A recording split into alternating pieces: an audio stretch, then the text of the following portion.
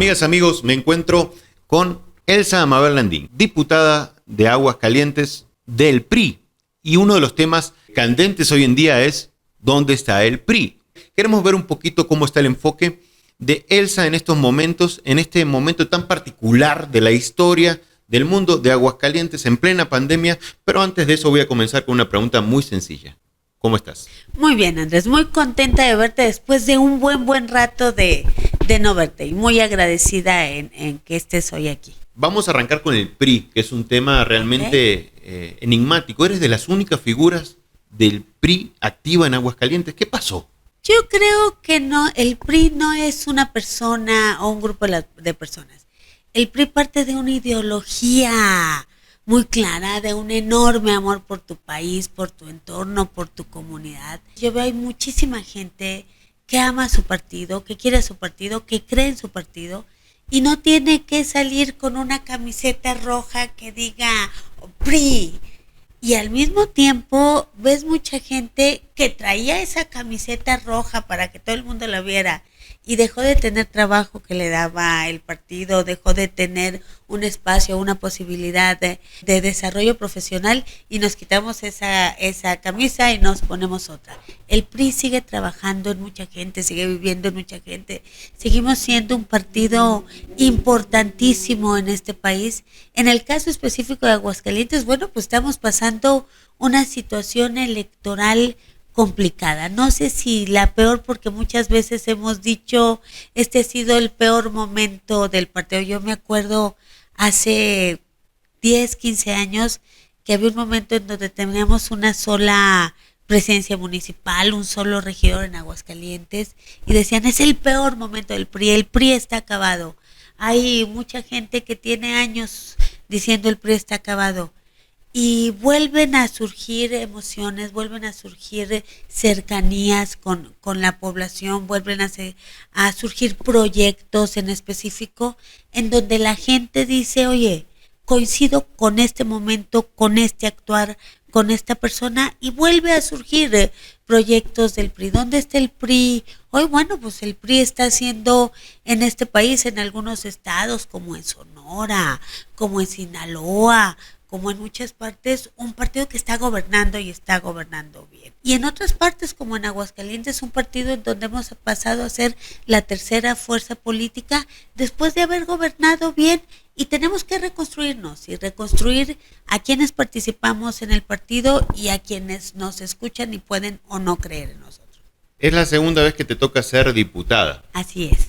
¿Cómo te sientes? Has estado muy mediática, Elsa, siempre saliendo con los temas que me imagino que son los que más te incumbren dentro de la diputación. ¿Cómo te sientes hoy en día en esta segunda oportunidad de ser diputada? Fíjate, hace 4 años, la primera vez que fui yo a una elección de candidata a diputada, un muy buen amigo mío me dijo, todo lo que hagas hay que difundirlo. Y ese fuiste tú, todo lo que hagas hay que hacerlo saber a la gente a través de los medios. Yo creo que eso no hemos dejado de hacerlo.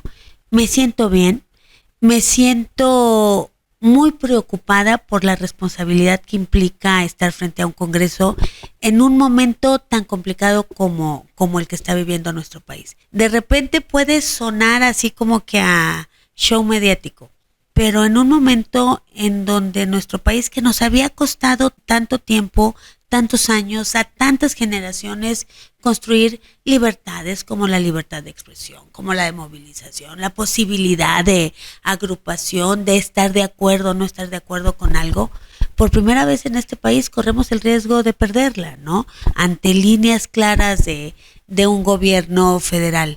Estamos ante una situación que nunca nadie imaginó en el planeta, ante una pandemia que hace que tengamos que actuar o vivir de una manera diferente y que nos va a obligar a actuar, vivir y trabajar de manera diferente y que tenemos que atenderle, que tenemos que garantizarle que los ciudadanos, independientemente de dónde vivan o qué hagan, puedan seguir teniendo un espacio de vida. Y eso, si no nos damos cuenta que a los que estamos en el Congreso nos toca un pedacito de esa responsabilidad, eso sí nos debe de preocupar, ¿no? Me siento tranquila, creo que he hecho todo lo que ha estado en mis manos para poder responder a quien tuvo la confianza de que yo llegara al Congreso. Seguramente habrá quien diga qué horror, por qué fue diputada, y habrá quien diga qué bueno, hizo algo bueno en ese tiempo. Yo todos los días sigo como desde el primer día, levantándome con toda la emoción de hacerlo lo mejor que pueda. Siendo una de las únicas figuras del PRI en Aguascalientes, imagino que ya están viendo de cara, o estás viendo de cara a las próximas elecciones. Da a pensar o se ha platicado mucho sobre posibles alianzas entre partidos. ¿Te ves continuando por el camino de una alianza para estar presente en la política de Aguascalientes? Fíjate que no es un tema de estar presente o no estar presente en la política de Aguascalientes una persona. Sí creo que es necesaria una alianza.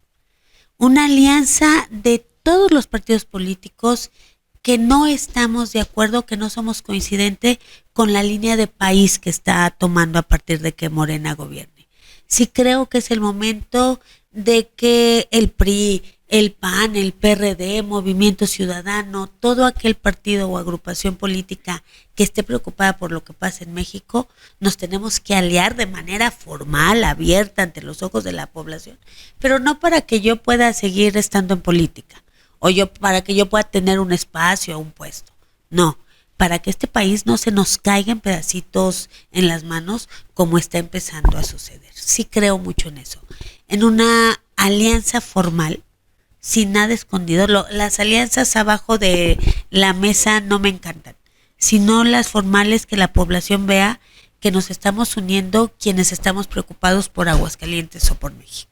No para continuar con una chamba de políticos, sino para que este país continúe con tranquilidad, con bienestar, con posibilidades de que te vaya bien si le echas ganas. Y referente a eso, ¿no hay algún tipo de conflicto, de mal romance entre ver una alianza entre partidos que tenían una disputa tan marcada como el PRI y el PAN? Tremendo, debe ser súper complicado. Créeme que yo, para decirte esto, he estado digiriendo y dándole vueltas internamente es que te notaba durante muy mucho cómoda tiempo. diciéndolo, no una alianza, pero estamos hablando de partidos Sí, opuestos. sí. Y créeme que cuando ves, cuando tú te das cuenta que el presidente de la República o el partido del presidente presenta una propuesta ante un Congreso Federal donde tiene mayoría para que él defina en qué momento tus garantías y mis garantías individuales se limitan, me da miedo. Y en ese momento dices, puedo no estar de acuerdo con un partido de ultraderecha, o puedo no estar de acuerdo con un partido de izquierda, o no coincidir con gente que se ha entendido antagónica a mi partido, pero en lo que sí vamos a estar de acuerdo es que este país no se lo puede llevar el carajo por necedad de poquitos, ¿no? Ahí es donde nos tendríamos que unir, pero sin alianzas abajo del agua, por eso digo formales, que entendamos qué hará cada quien, qué aporta cada quien y qué ganará cada quien, con el único objetivo de reconstruir a México, ¿no? Entonces es un panorama que quizás te pueda hasta subir a ti a la contienda para ser quizás una figura de representación por parte del partido. Yo no me veo yendo a una elección el próximo año. Yo llevo en 3 años 2 elecciones que han sido tremendamente complicadas. Ir como candidata del PRI en estos 2 últimos procesos electorales, aquí o en cualquier lado, ha sido muy desgastante, muy complicado, muy costoso en muchos sentidos. El costo que implica de tiempo, de esfuerzo, de familia, de desgaste, en muchos sentidos. Yo no sé si yo vaya o no a una elección el año que entra, pero independientemente de quienes vayan, tenemos que garantizar que vayan los mejores, que estén trabajando. El día de ayer me sumaba yo sumaba mi nombre a la firma de 1,000 legisladoras de diferentes partidos políticos en todo el país, en donde estaban proponiendo y pidiendo a los partidos políticos que por primera vez dejemos a un lado el qué voy a hacer yo y veamos quién sí puede llevar a este país a otro nivel del que estamos viviendo. Y si no está en un partido político, o si no está en el mío, pero puede garantizar un mejor rumbo, tenemos que sumarnos, porque el rumbo que yo estoy viendo a donde nos está llevando el gobierno federal en este momento es un rumbo que sí me preocupa y que me debe de ocupar en hacer cosas diferentes, sea o no sea yo candidata. Si quien está gobernando hace que le vaya bien a México, todos debemos aplaudirlo. Nadie le apuesta que le vaya mal a México, porque si le va mal a México te va a ir mal a ti, no me va a ir mal a mí y nos va a ir mal a todos. Pero con lo que está sucediendo, les está yendo mal primero a los que menos tienen y que tuvieron la emoción y la esperanza enorme de que su realidad podría cambiar. Y no está sucediendo, está cambiando para un punto negativo. Tenemos, Andrés, casi 13, 15 millones de mexicanos que perdieron el empleo en los últimos 3 meses, 4 meses. Tenemos, y no tenía nada que ver con la pandemia, esto empezó desde antes, un año donde no ha habido crecimiento económico en este país.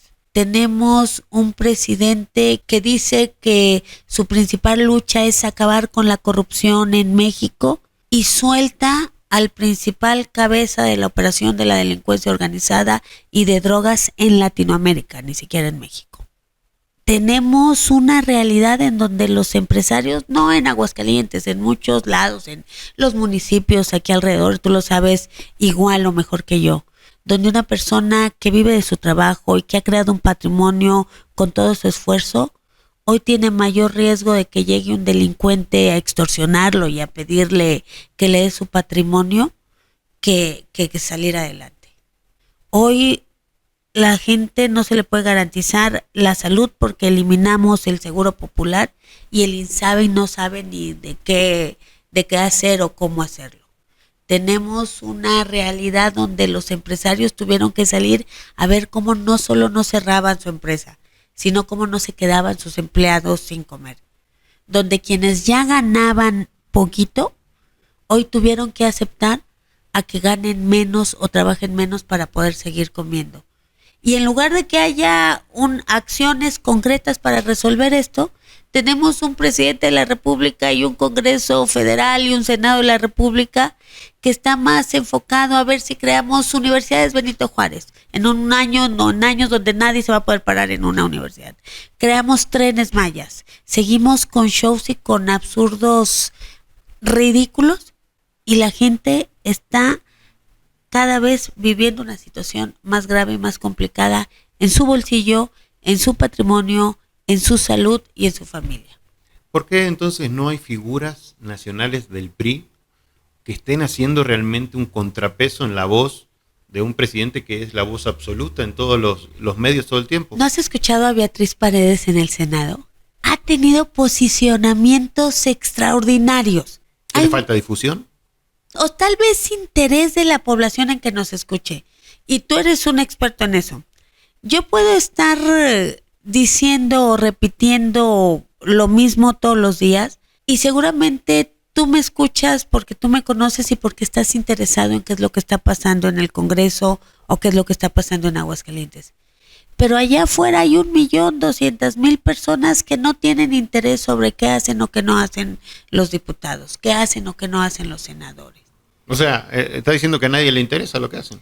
Que no somos el principal interés de la población. Pues este es el espacio, así que esperemos que nos escuchen. Así es. Y es un buen momento para empezar a transmitir y por eso queremos que las voces de las personas que están haciendo algo o tienen un posicionamiento y quieren ser escuchadas, sean escuchadas. Muchas gracias.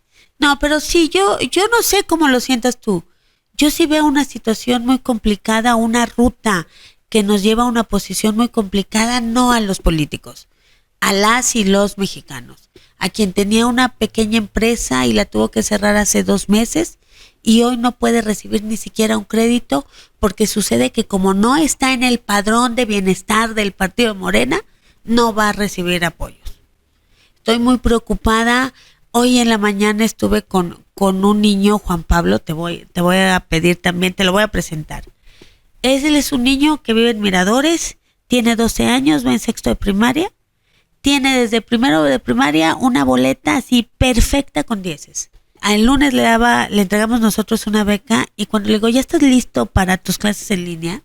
Me dice, sí, pero yo prefiero que sean presenciales. ¿Por qué? Dice, es que las vamos a tener que tomar en televisión. En mi casa sí teníamos televisión, pero se descompuso hace 7 meses. Y mi papá tenemos un teléfono celular, pero es el que se lleva a mi papá a las 5:30 de la mañana porque el papá trabaja en una fábrica en Rincón de Romos después de que lo corrieron. Él es enfermero de un centro de salud en Calvillo por el tema de la contingencia y el recorte o reorientación presupuestal. Se queda sin trabajo, entonces hay un teléfono celular que se lo lleva a su papá a las 5:30 de la mañana y regresa a las 7 de la noche. Lógicamente no hay internet, no hay teléfono, mucho menos una computadora. ¿Cómo le vas a hacer para que ese niño siga sus clases todos los días en línea? Se van a juntar unos vecinos para que con el teléfono de una de las mamás, con una tarjeta prepagada, no se les acabe el saldo antes de que se acabe la clase. Estamos obligados a garantizarle el acceso a la educación a todos. Hay 400,000 niños y niñas que la mitad de ellos no van a tener ni una computadora, ni un teléfono, ni una línea de internet para recibir sus clases. ¿Tú crees que no nos va a preocupar esa parte? Y estamos pensando, todos peleándonos, si Lozoya sacó videos verdaderos o no. Y Lozoya, que no lo estoy defendiendo, pero la diferencia es que él está ahorita en su casa con toda la tranquilidad del mundo, sin enterarse de que este niño no va a poder estudiar.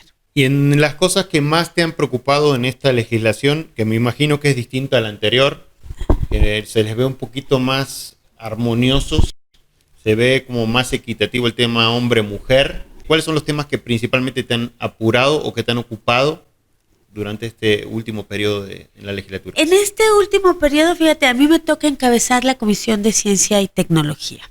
Y lo que más me ha preocupado es el tema del presupuesto asignado a la investigación y a la ciencia y tecnología en el Estado. Logramos, y me tiene muy, muy satisfecha, que el presupuesto asignado a la ciencia y tecnología pasara del 1% al 2.5%, como del 1.5 al 2.5%. Para que más jóvenes puedan hacer maestrías, doctorados, investigaciones. Logramos de que parte de este presupuesto la mitad fuera para niñas. Logramos, que es un tema que me preocupa mucho, me apura mucho la educación de los niños, pero me preocupa más la de las niñas. Cuando vemos esta realidad en la que van a estar en sus casas, imagínate a ese entorno de pobreza sumarle que es niña en lugar de niño. Entonces la niña, como la mamá va a tener que salir a trabajar porque el papá se quedó sin trabajo, la niña va a tener que levantarse a cuidar a sus hermanitos, a hacerle de comer, a tratar, y si el papá no es drogadicto, ni abusa sexualmente de ella, ni la golpea, a tratar de que su casa esté en calma y no va a poder estudiar. Entonces me he enfocado mucho a garantizar becas para niñas, que las niñas no se salgan de la escuela, que sigan estudiando. Me ha preocupado mucho y he tratado de poner mi granito de arena y estoy contenta con lo que se ha logrado en los temas de paridad. Somos la primera legislatura o la primera vez en la historia de Aguascalientes donde vemos más diputadas mujeres que hombres. Pero esto tiene que servir para algo, no nada más para que nos veamos más bonitas y más arregladas el día de la sesión. Tiene que servir para que en los presupuestos que van enfocados a la seguridad de las niñas, de las mujeres, a la salud de las niñas y las mujeres, a los espacios, haya un reflejo de esas acciones. Hoy acabamos de aprobar reformas al Código Electoral que garantiza que en todos los espacios de primer nivel del Poder Ejecutivo, del Poder Legislativo, y estamos por aprobar también la parte del Poder Judicial, la mitad de esos espacios sean para mujeres. Entonces yo me he estado mucho enfocando a esa parte. No soy una feminista de estas que se ponen los pañuelos de muchos colores y salen gritando, pero sí creo, cuando veo una niña como tu niña, decir, oye, qué padre que el día que llegue ella a la escuela no tenga que pensar en si quiere jugar fútbol o si quiere jugar a las muñecas, si quiere estudiar matemáticas o si quiere ser astronauta. Que sepa que lo que quiera hacer lo va a poder hacer y va a estar ahí todo el entorno del Estado para garantizarle que lo haga. Y que cuando llegue a la escuela no tenga que esconderse de nadie porque su papá le pegó o porque su maestro le metió mano. ¿Viste lo que acaba de pasar en Puerto Vallarta, no? El ya lo corrieron, exdirector de Recursos Humanos de la Dirección de Seguridad Pública Municipal, lo encuentran en un coche con una niña de 10 años desnuda tratando de abusar de ella. Después de que lo detienen, lo llevan detenido y el juez que le toca ver el caso no lo vincula a proceso, o sea, lo deja fuera de la cárcel, lo suelta, porque argumenta que esa niña no sintió placer de lo que le estaba haciendo este enfermo, por lo tanto no era abuso sexual infantil. Tenemos que hacer algo para que eso no siga pasando en este país. Y eso es en lo que yo he tratado de enfocarme mucho. Seguramente no hemos logrado todo lo que queríamos, nos falta un chorro por caminar, por convencer, por aprender a entendernos como iguales, como amigas, como compañeras dentro de la legislatura, para lograr que aquello en lo que coincidimos vaya saliendo adelante. Y hablando algo así como más tuyo, muy familiar, ¿qué le podría decir si a esta cámara les mandaras un saludo a tus seres más cercanos y queridos? Les diría gracias, muchísimas gracias, porque tú conoces a mis papás, tú conoces a mi hermana, lo que yo soy, lo poquito o mucho que haya podido hacer, que haya podido lograr, que haya podido aprender, se lo debo a mi familia. Se lo debo a mi papá, se lo debo a mi mamá, se lo debo a mis abuelas. Yo vengo de una familia donde mis abuelas han sido un factor importantísimo. Mi abuela tiene 99 años hoy y es la mujer más fuerte, más empoderada, más valiente que conozco. Una mujer que salió a estudiar, que salió a trabajar, que fue creando una familia donde nos enseñaron que el trabajo y el estudio era la manera de servir a las demás. Yo a mi familia le diría gracias porque me dio educación, me dio seguridad me refiero a mi formación personal y porque mis papás me siguen manteniendo, sigo viviendo con ellos. ¿Tú crees que no les voy a agradecer? Y eso yo creo que hace una enorme diferencia, saber que no importa qué es lo que estás haciendo, qué es lo que quieres lograr, saber que hay un entorno que te apoya y te respalda con todas las broncas que tenemos en todas las familias, ¿no? Pero saberlo cerca y sabiendo que confían en ti, eso no tengo con qué pagar. Última pregunta y no menos importante. ¿Algo que te hubiese gustado o que te gustaría que te pregunte que no te pregunte? Ay, qué buena pregunta. ¿Qué no he hecho tal vez o qué me falta por hacer en el Congreso? Nos falta mucho, Andrés. Hay muchas cosas que están pendientes. Tenemos que hacer que la gente, o parte de lo que a mí me preocupa, es que la gente se dé cuenta que los diputados no somos una bola de zánganos que nos estamos hinchando de dinero y robando a la gente. Que habemos gente que queremos aprovechar ese espacio y esa oportunidad para transformar en algo la realidad que nos rodea. Y que hay realidades que no nos gustan y que debemos cambiar todos juntos. Entonces, tenemos que lograrlo. No sé todavía cómo. Del 1 al 100 que hemos platicado muchas veces que queremos hacer, seguramente voy en el 2 o en el 3.